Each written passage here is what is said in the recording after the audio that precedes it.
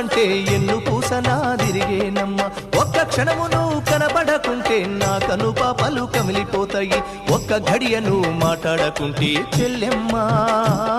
నే దిక్కులేని పక్షినైతానమ్మా చెల్లెమ్మ వదినకను అలిగినవంటే చెల్లెమ్మ నా భుజం ఇరిగినంత పనైతదమ్మా చెల్లెమ్మ మల్లె తీగకు పందిరి ఓలే మస్క సీకటిలో వెన్నెల ఓలే చెల్లెమ్మ